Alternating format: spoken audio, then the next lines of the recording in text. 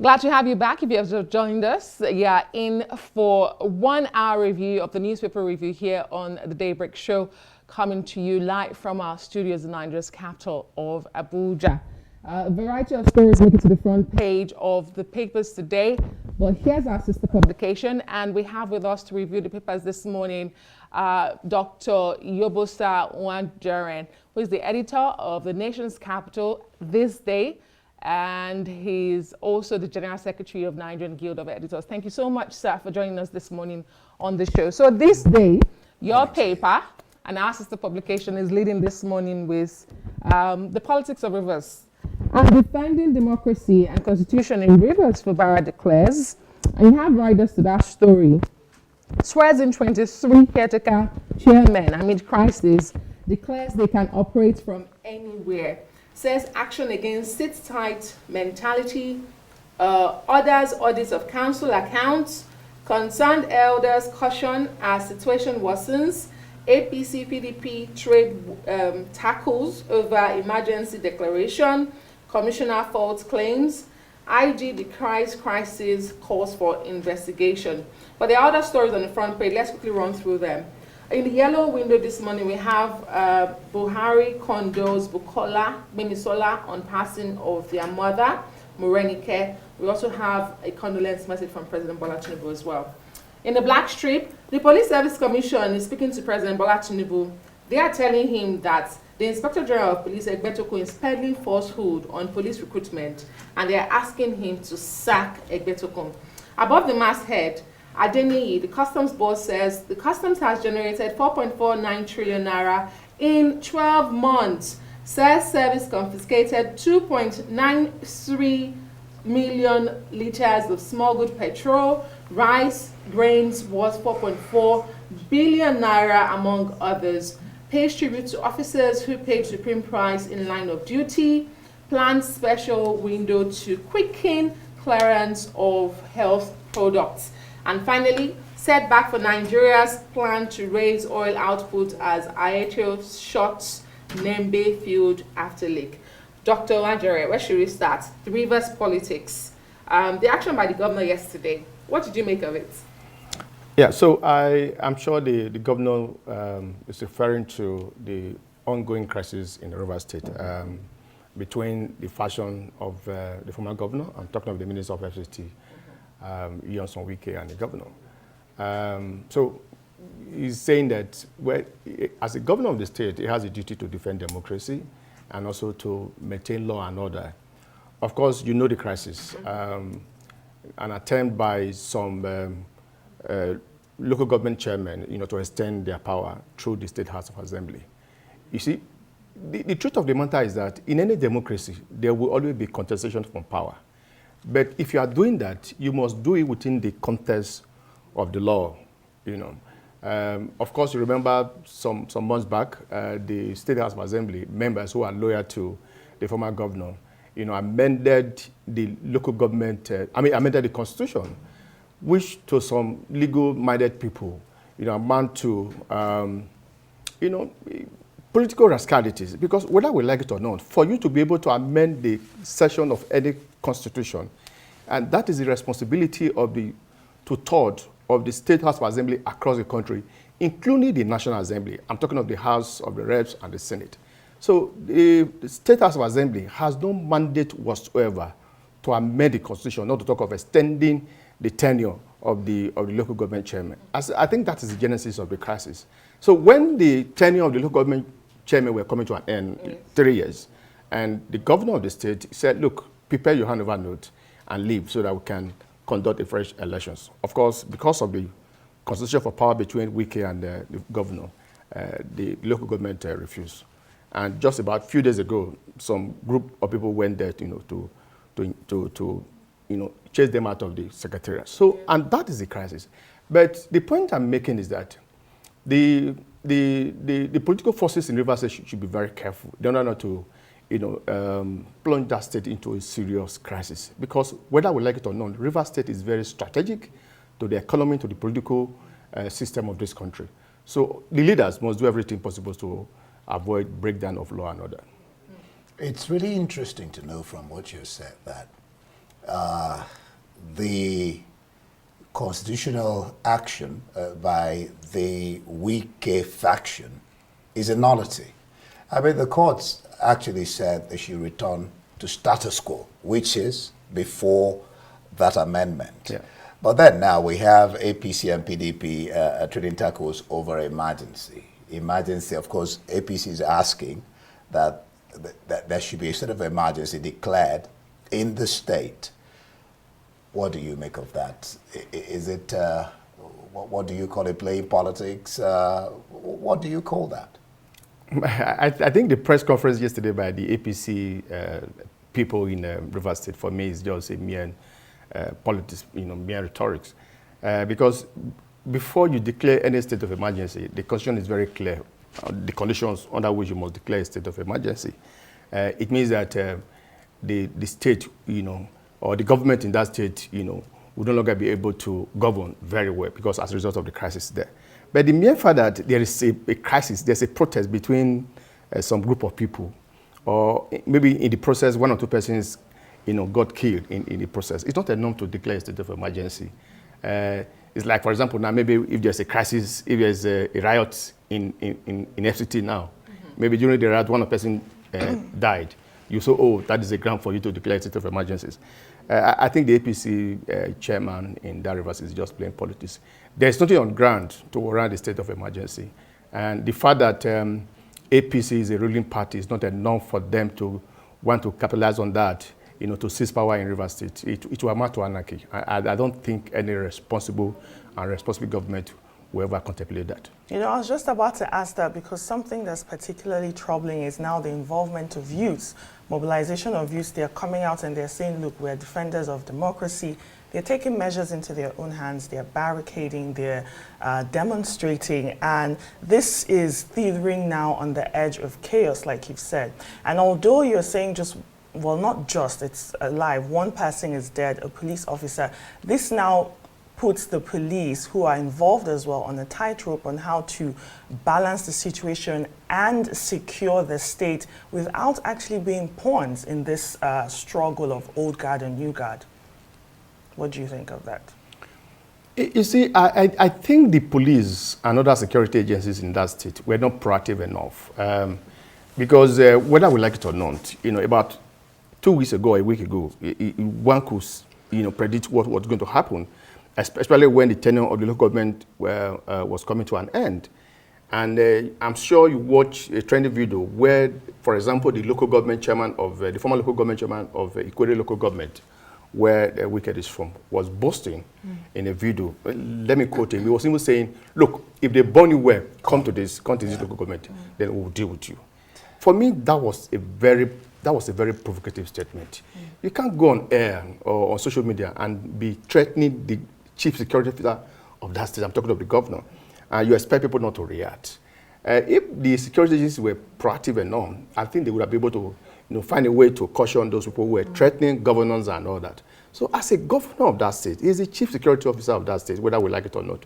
So imagine that statement coming from Ikwere local government happened under when Wike was a governor. I'm sure that local government chairman would have been chased out of that state that very day. Well, we'll call for peace. So I think the whole scenario is that the Rivers State people need peace. They voted for peace. They voted for good governance. And I think all the political forces, including the governor and the APC and Wike, should do everything possible to maintain peace in that state so that the people can benefit the dividend of democracy. Indeed. We do understand that the police command in the states have taken over the secretariat under the able leadership of Mr. Disu in the state. But still talking about the police, Dr. Yobusa, the Police Service Commission is telling President Tinubu to sack Kayode Egbetokun, the Inspector General of Police. That's on the front page of this day as well. They say he's peddling falsehood on police recruitment. What do we know about this story? Of course, many people are blaming the Inspector General of Police for the removal of the former Police Service Commission. I'm talking about Solomon Arase. His grasp was that, the recruitment of the police did not follow the due process. And according to him, was even accusing the Police Service Commissions of corruption. And of course, the Police Service Commission came out to deny that and said, look, if you are sure of your facts, let us subject that recruitment process to forensic audit, and we'll find out that the recruitment was carried out in a process, in a very transparent process. Of course, the Constitution of Nigeria, gives power to the Police Service Commission, to recruit police. Even when there was disagreement over the matter, they went to court, and the Supreme Court validated the provision of the Constitution that the only sole organ that has the responsibility to recruit members of the public into the Nigerian police force is the Police Service Commission. Now, of course, recently the police wrote a letter objecting to that recruitment process and said he was not going to accept it. And in the process, RRC was removed as the chairman. Whether we like it or not, I think it would be uncalled for the #1 law enforcement officer in the country to be disobeying the provision of the Constitution and disobeying the judgment of the Supreme Court. You might not like the outcome, but all he needed to do was draw the attention of the Police Service Commission to what he noticed. And as a matter of fact, I think before the recruitment process started, the Police Service Commission set up a committee made up of members of the National Assembly, civil society group, and a representative of the Nigerian police. And the IG nominated the Deputy Inspector General of Police in charge of training, Frank Uba, to represent the police in that recruitment committee. And at the end of the day, the whole thing was conducted in a very transparent manner. Of course, you are aware that the Police Service Commission invited the JAMB to conduct that exam. And at the end of the day, successful people were selected, and it was posted on their website, only for the Inspector General of Police to... It does look like a trouble we see year in, year out, depending on the IG in charge. We've seen this over the years. There's always that clash between the PSC and the IG. And I wonder why that remains. It's unnecessary, because the provision of the Constitution is very clear. Okay. It's very clear. And that provision of the Constitution, charge the Police Service Commission with the mandate of recruiting members of the public into the police force. Okay. So there's no need for the police to be dragging with the Police Service Commissions over who should recruit or over who should not recruit. For me, that something is uncalled for. I think that's why so many commentators on Nigerian politics, constitution, for the IG, just like you said, to disobey the apex. This is not Federal High Court. Yeah. It's not appeal court. This is the apex court. And you're supposed to be maintaining law and order. It reeks of intransigence. For the IG himself to disobey an existing apex court order. And one expects that the president, just like PS is calling on the president, to speak on this. For his IG, it is obeying a court order. Before we move to other papers, let's look at the top of this day still. Adeni is saying that customs has generated 4.49 trillion naira in 12 months. Says the service confiscated 2.93 million liters of smuggled petrol, rice, grains worth 4.4, others. This is interesting. Will this, how does this reflect on the economy? How does this reflect on the other agencies of government? Will this provoke them to do more? What do you think? And what does this mean generally anyway for the economy and for customs? Of course, you know that Nigeria is very broke and they need all the money in this world to be able to, execute several projects, including infrastructure projects and what have you. So, and virtually all the agencies in Nigeria today have become a revenue generating agency. And of course, the custom under the leadership of Adeni is doing a very great job. Well, that's my opinion. I noticed that since he assumed office, there has been that deliberate effort, and sustained effort to be able to sustain and increase the revenue of the Nigeria custom. And they are doing that. I'm sure the federal government is pleased with what they are doing. And of course, we keep on seeing the record every quarter, moving up. The figure moving up and moving up. For me, that's a sign of a good job on the part of Nigeria Custom under the leadership of Mr. Adeniyi. Okay, we have other national dailies this morning. New Telegraph Its headline on the front page, or one of the headlines, alleged terrorism, Nnamdi Kanu ready to negotiate with the federal government, says his lawyer. Justice Yanko dismisses fresh application challenging court's jurisdiction to entertain some of the charge counts. At the bottom there, still on the Rivers crisis, ex-local government bosses go into hiding as youths besiege council secretariats. This is as the governor swears in caretaker committee chairs. OML 29 leak, Nigeria's crude export threatened as Aito shuts down Nembe oil field. Let's take one more headline here. Ramaphosa, or two more headlines actually. Ramaphosa sworn in for second term as South Africa's president. And at the top there, the Central Bank of Nigeria, federal government's fiscal deficit drops by 3.4% to 1.07 trillion naira. Now, the big story on the front page of the New Telegraph on that alleged terrorism, Nnamdi Kanu now saying he's ready from his team to negotiate with the federal government. This is from his legal team yesterday in court. They seem to be navigating every possible avenue to challenge the charges and secure an out-of-court settlement. They're telling the Federal High Court to invoke Section 17 of the Federal High Court Act, which encourages reconciliation and amicable settlement. However, the prosecution is insisting that that negotiation must be directed to the Attorney General of the Federation. This seems like quite a chess game. Dr. Yobusa, what are your thoughts on this development on Dr. Nnamdi Kanu's case?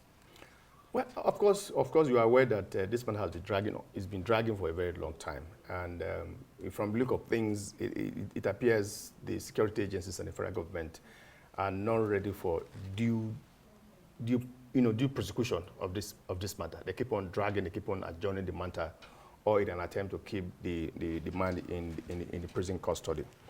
Of course, we are aware that the court, I'm talking of the Court of Appeal, has given judgment saying that Kanu has a case to answer over the allegation that was leveled against him by the federal government. I don't have a problem with that, because whenever there is alleged crime, it is the competent court of law that at the end of the day will determine whether you are guilty or not. So that process is on. However, whether we like it or not, Nnamdi Kanu's case is more of a political issues.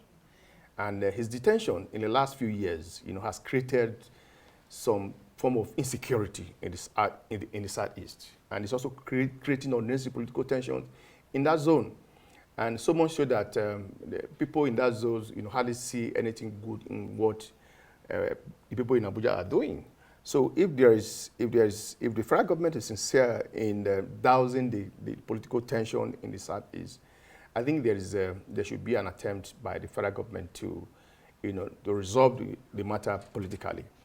Of course, you remember some months back, some leaders in the Southeast, I'm talking of the political elite, the traditional ruler, and religious leaders, visited the former president, Muhammadu Buhari, and appealed to him to release Kanu to them and see how they can resolve the matter politically.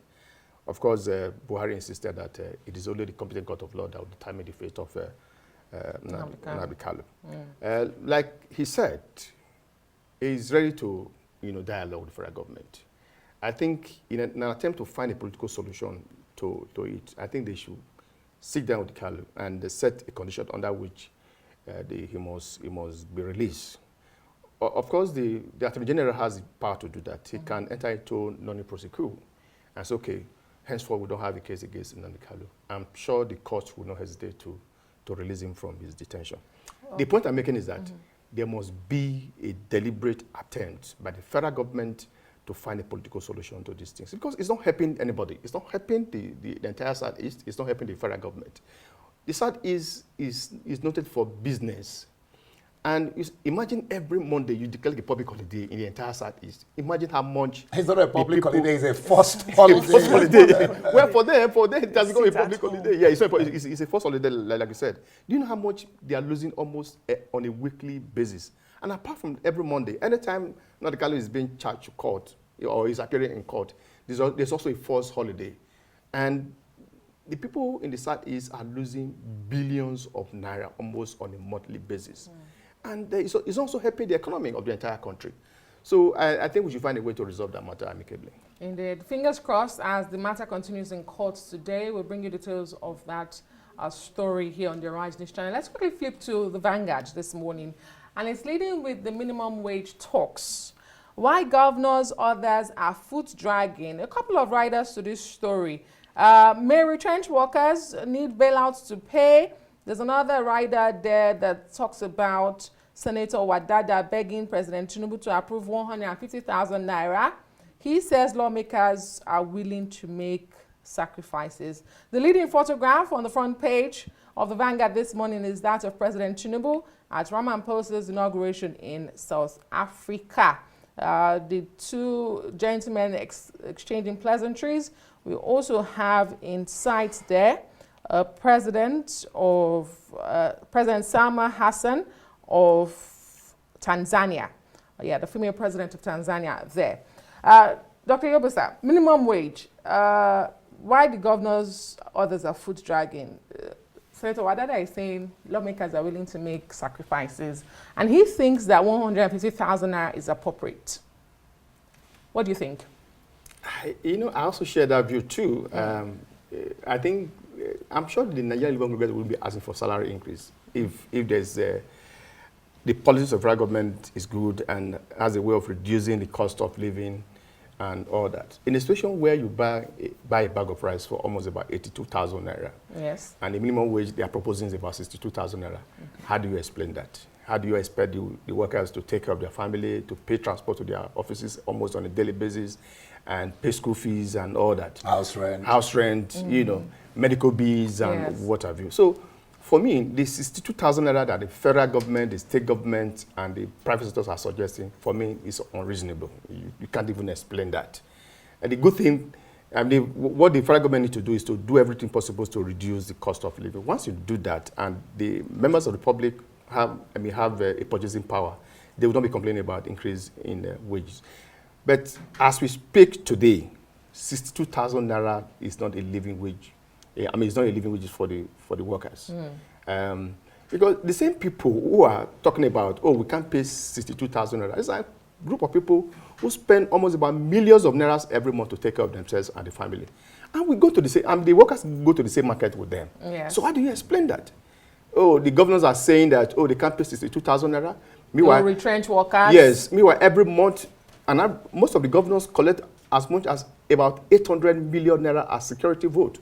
What do they do with that security vote? Some of them collect about 1 billion naira security vote, depending on the how rich the state is.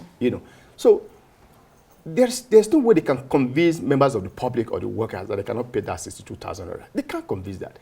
Imagine the members of National Assembly. I can tell you today, the allowances and the salary of a senator on a monthly basis is almost about 32 million naira. A House of Rep, the salaries and allowances every month is about 28 million naira. So how do you, and these people also go to the same market with the civil servant. So how do you explain that? So I am saying that while the federal government is working, to reduce the cost of living, the cost of doing things in Nigeria, they should be able to pay that 150,000 naira to Nigerian workers. Otherwise, this attempt by the federal government, state government, private workers to blackmail the NSC, for me, is uncalled for. Because whether we like it or not, a hungry man is an angry man.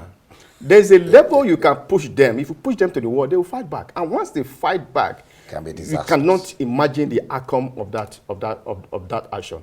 I think the federal government should be more proactive in dealing with some of this matter, rather than an attempt to blackmail the NSC. We're going to go on break, but before that, when we come back, we'll look at Kanu politics. You have it in leadership and in trust. Today, there's going to be a court ruling. When we come back, we'll look at that. Stay with us.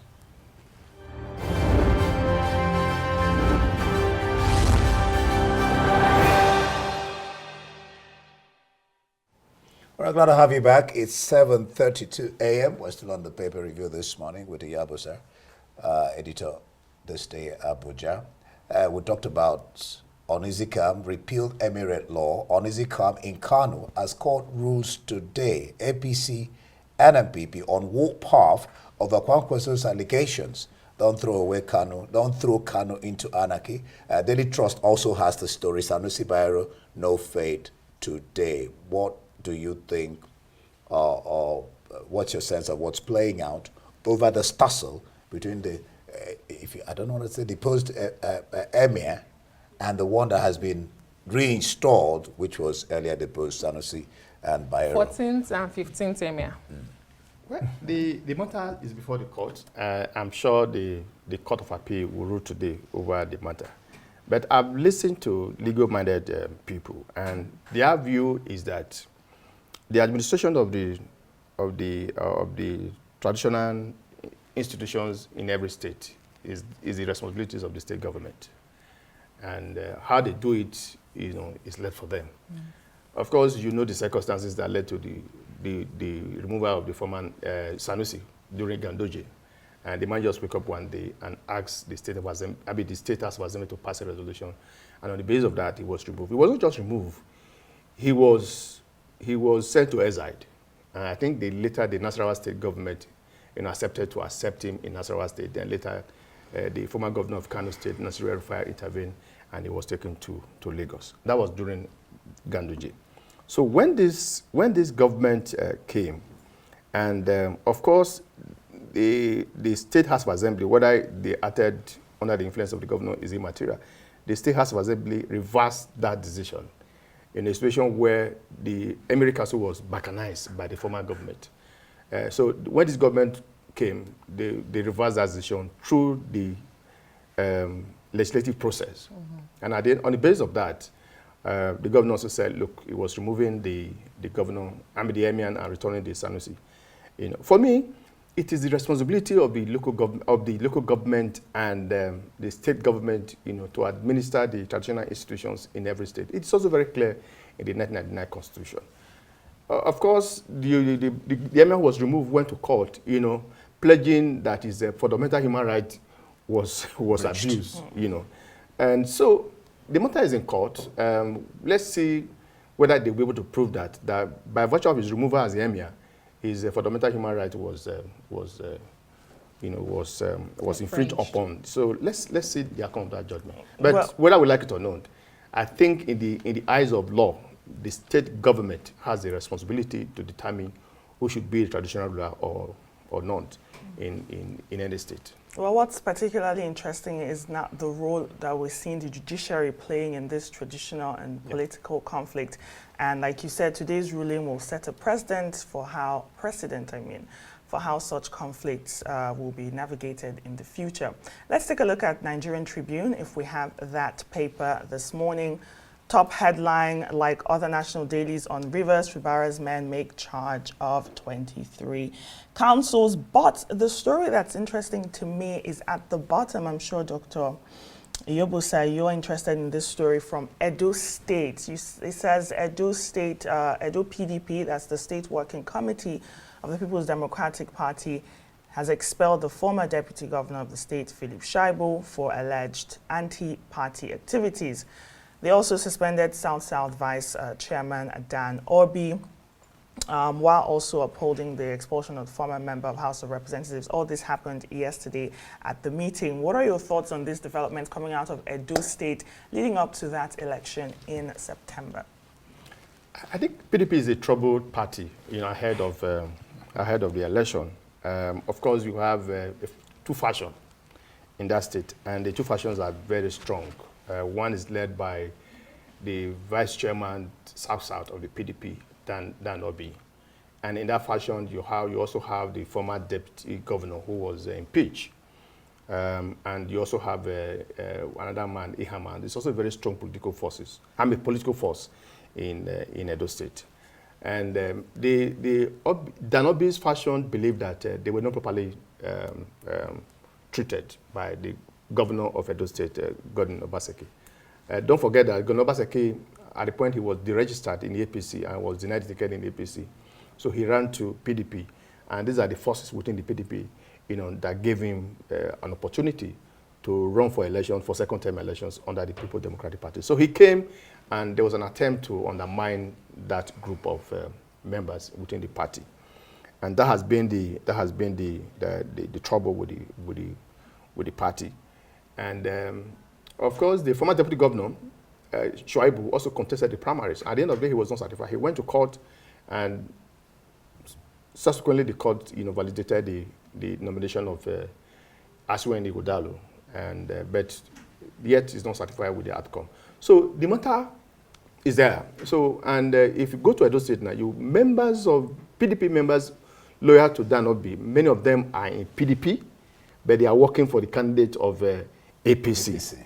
And I think the Governor Obaseki's group just discovered that, look, these guys are mole in our group. There's no way we can continue to tolerate them in our strategic meeting. And they are not with us. Meanwhile, they're in the party, revealing our strategies and information to other members of the party. So I'm sure it was on the basis of that they met about a few days ago or yesterday and expelled them from the party. Whether they follow the due process in doing that is a different thing entirely.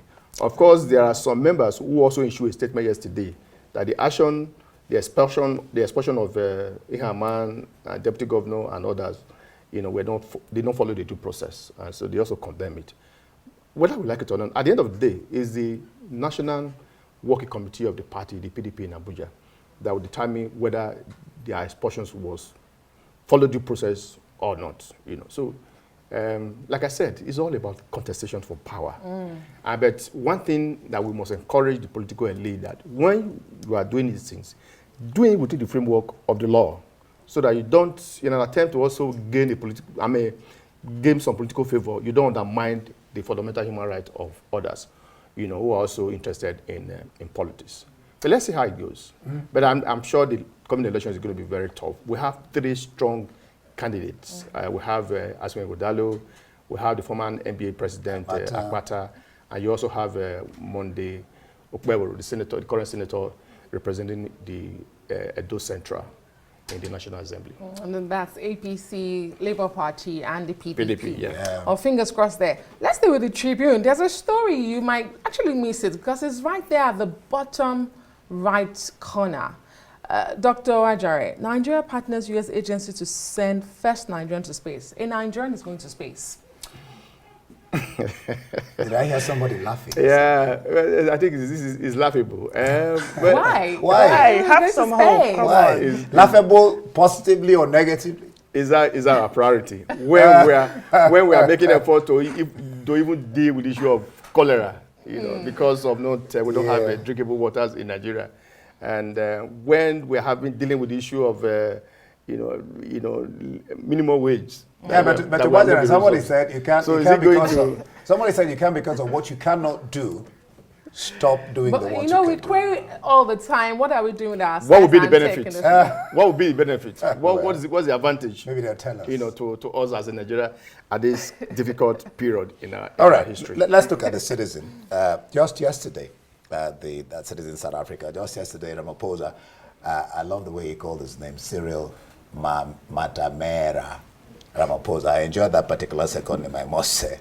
He was sworn in. President was there, former President Obasanjo was there. And you have on the front page of Citizen, unity is our strength. Is it unity of South Africans or unity between ANC and the DA, who are 2 strange bedfellows? Of course, there are other parties that came together to form this government with what Zuma did to the party, because it was the absence of Zuma from ANC that caused that caused the party not to get at least the 15% or so that Zuma got, that denied them the majority. Plus 1%. Yeah.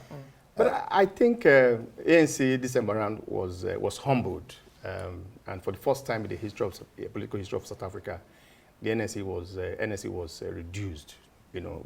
When it comes to election.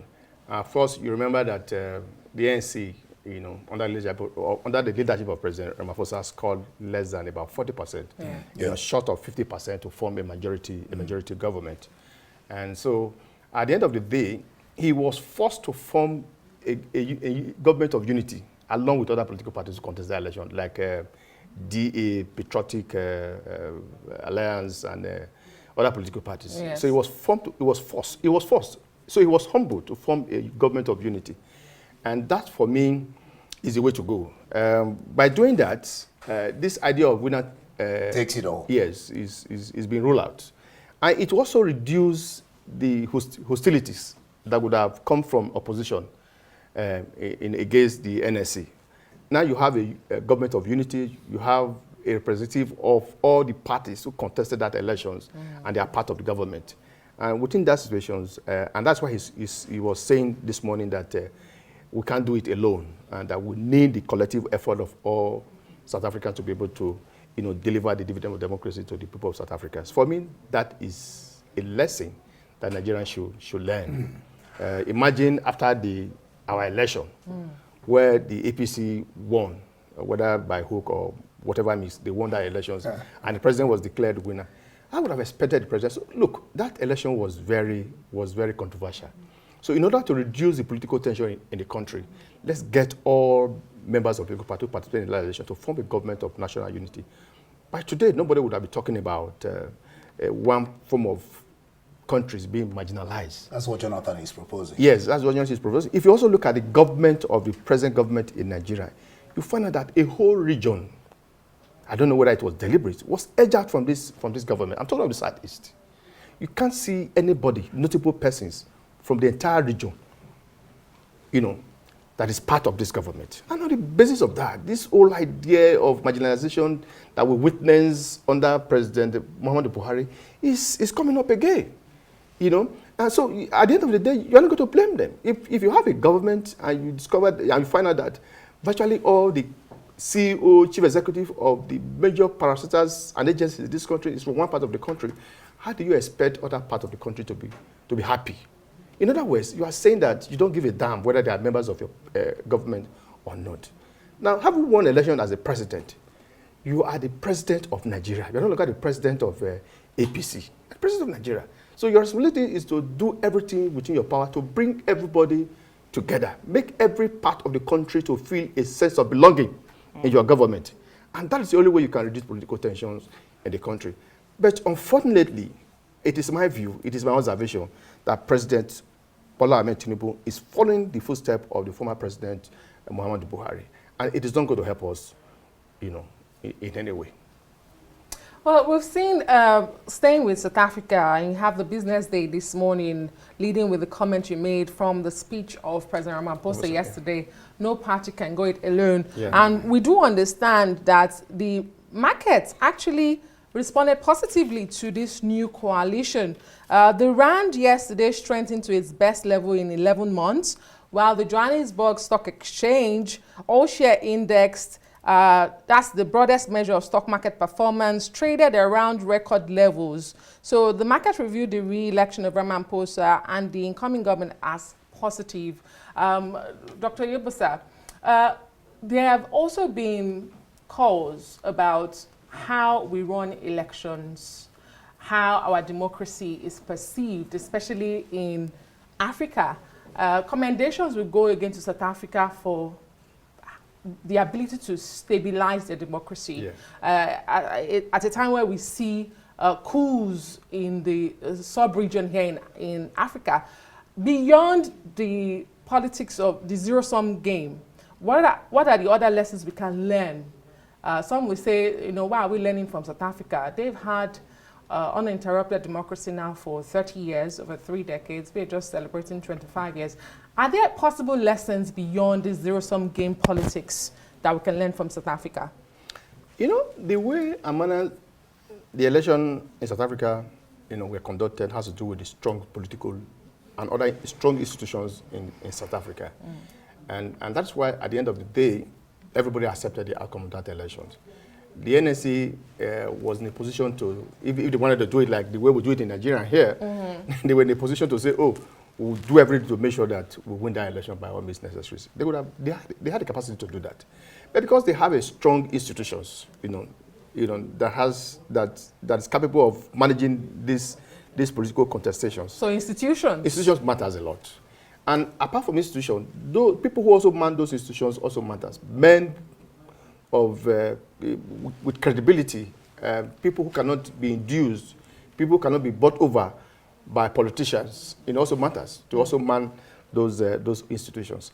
And even when the election after the election was conducted, and the elections were being announced, The results. People sat down in their comfort of conference and they were monitoring, they were watching how the result was being announced. Technologies. So at the end of the day, the Hutu was so transparent.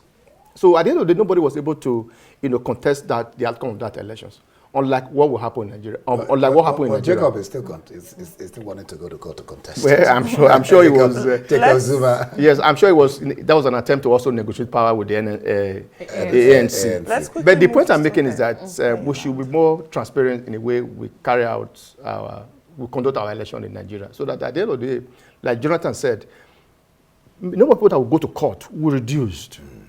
So I think that's the lesson. I mean, his proposal was that if you win 30%, that we should tweak politics, election in such a way that those people can get in on board. But let's go to the foreign, get out of Africa. Daily Telegraph graphic, where the BECE, which is the basic education certificates examination in Ghana, is in limbo as WAEC awaits 48 million Ghana cedis to begin examination. The council has been expressing their concerns about the government's failure to release these funds needed for the preparations and administration of the exams. Now, if you have the basic education certificate examination, cancel this examination, WAEC. We know WAEC is very important in West Africa. We're looking at a generation of students just in limbo. And yesterday we were talking about how important it is for African countries to Boateng was talking about that. Lord Boateng, exactly. To focus on education and quality education, because we know that a disruption in education is really bad for the development of our countries in Africa. Dr. Ebusa. Well, I want to believe that the situation in Kenya has to do with their state of economy. Most of African countries are broke and they're looking for money to attend to several things that is agitating that they want to do. Otherwise, Kenya is a country that is that take education very, very, very. Ghana that take education very, very, very serious. I want to believe that that issue they will overcome that issue. But like you said, Africans need to take education very, very serious because if you have a situation where the level of education is very low in any country, what you are asking for, the implication of that in a social setting is huge. So it is better to educate the people. It is better to make them, be knowledgeable about what is happening in your country in order to reduce the implication of that when it comes to social problems. So I'm very sure that Ghana will overcome that. Like in Nigeria, in Nigeria here, where we also have a similar problem, so many states are now also taking over the payment for WAEC, especially in the northern part of the country where people cannot afford to pay for WAEC. The government is taking over the responsibility. And there was a time that some states were also owing WAEC. And on the basis of that, the WAEC said, look, we're not going to release the result of Niger State, of Zamfara State until they pay. So it's not just in Ghana alone. To take it's also drastic measures to get there. To so many African countries, including Nigeria. Okay. Now let's look at some of the. In fact, most of the foreign papers actually have this story. Tories set to suffer worst poll. This is the Times actually. This is the Times. Yes, iPaper has it. The Telegraph has it. Most of the foreign papers. Tories set to suffer worst poll defeat for 100 years. The Leap Dem is being touted to be the main, the de facto opposition party now. The Conservatives is being touted to lose. They have just about 108 instead of about 300 and something. The PM most likely to lose his seat. It's really a trying time for the Tories. Yobosa. Yeah, Tories are members of the Conservative Party. Yeah. Yes. Several polls that have been conducted in the last few weeks, indicates that there is no way the Conservative will win that election. As a matter of fact, like the paper reported today, for the first time in over 100 years, they are going to suffer a huge defeat. The prediction is that they will only win fewer than 100 seats, while the Labour is positioned to win almost about 400 seats. Yeah. And so, which means that at the end of the day, it is the Labour that will form the government in UK. And that's what we are talking about, politics of issues. When you elect a government and the government failed to meet your expectation, you also have a responsibility to say, this time around, I'm not going to, trust you with my vote because you fail woefully. And so in the last few months, few weeks leading to the election, I'm sure the election is coming up in July. Is it July 4th? July 4th, yeah. Yes. The issue in UK is about health, it's about economy, it's about tax, not about religious, not about ethnicities that we grapple with in Nigeria. Where I come from or where you come from. Exactly. Ethnicity. It's not about the number of overhead bridges that you constructed. It's not about that. It's about the well-being of the people. Whether we like it or not, in any government in any democracies around the world, it is the welfare and the security of the people that is the basis for government. Once you can no longer provide for their health, you can no longer provide for their well-being, you have no business existing as a government. And that is why this time around, there's people that say, look, we trust you with our votes, you have disappointed us, and it appears that you have no idea on how to fix our economy, on how to fix our health sector, on how to fix our tax. So on the basis of that, they say, look, we are going to deny you our votes. And that is why, whether we like it or not, from all the polls that has been conducted in the last few weeks, the Conservatives, the Tories will lose this election, will suffer the huge defeat. Massively. And I'm sure at the end of the day, they will form the government. Daily Telegraph this morning depicts the map between 2019 and what they are projecting it to be. If we have it, the front of the Daily Telegraph, you can see there. To the left where you have the blue is where the Conservatives won in the last election. And this is the new prediction on the right with the red. They're saying they'll probably keep about 53 MPs.